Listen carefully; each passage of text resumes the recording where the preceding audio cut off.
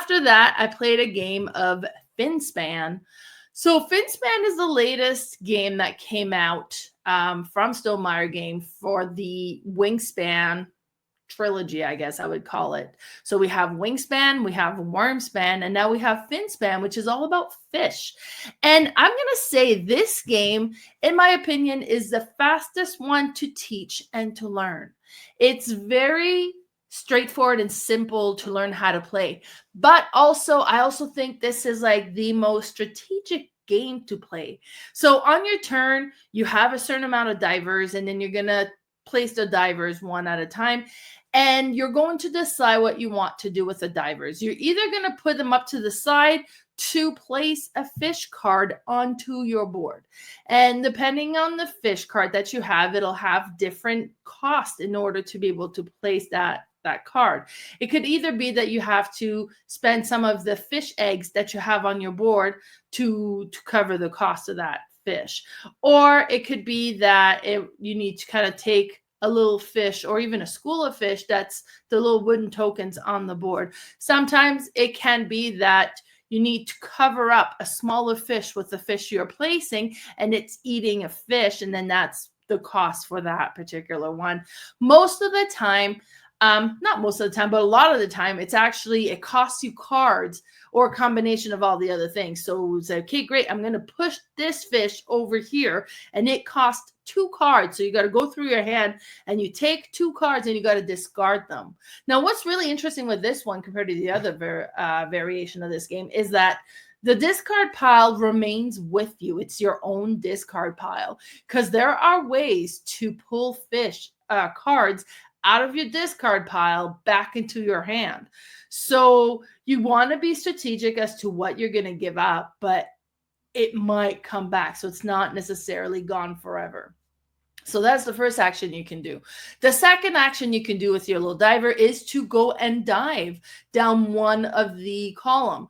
So you start at the top, and if the first segment has a fish in it, then you will activate the top action. Then you go down each card, because sometimes when you place cards, it can have an if activated ability.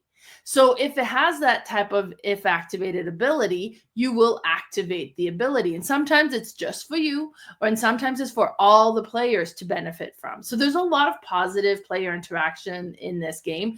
Almost none. Nobody can really mess with your cards, because you have your own deck of cards. Like, you have your own card that you've collected. You have your own discard pile. There's resources are not shared. So there's really no negative player interaction, which sometimes that's welcome, right? So you can activate those cards as you go down. Then you would get to the second section. And then if you have a fish in that, you can activate the top portion. Then you would activate the fish in that section. Then you get to the bottom section. And you can, again, if you have a fish in that bottom section, you can activate the ability for that section, and then you can activate each card if they have an if activated ability. Then once you're at the very bottom, each column has like a special ability you can activate one time throughout each it's called weeks. So in each week, then, but if you would cover it up with your diver if you activate it, but then you wouldn't be able to activate it again with your other divers. So week 1, now there's a pre-printed version that you can play where week 1 you're scoring your fish and your little fish.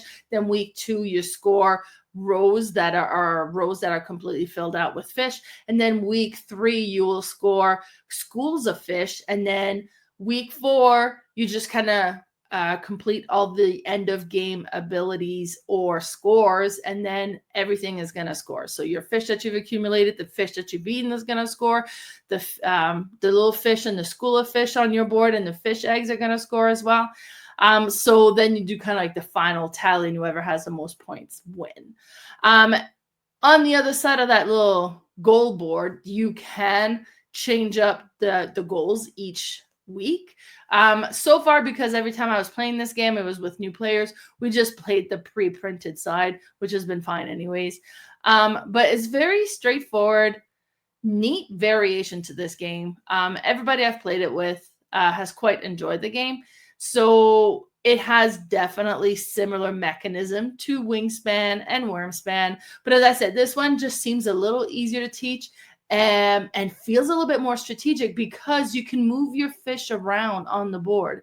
And then when you move your little fish, you're trying to get them in a cluster of 3, because then it'll change into a school of fish. At the end of the game, a fish is worth 1 point, but a school of fish is worth 6 points. So it's really worth trying to get those together. But school of fish can't be in the same area as another school of fish, so you're trying to get them like out of the way as well. So there's a bit more area awareness, I guess I would say. A very interesting game though, and it was very well received.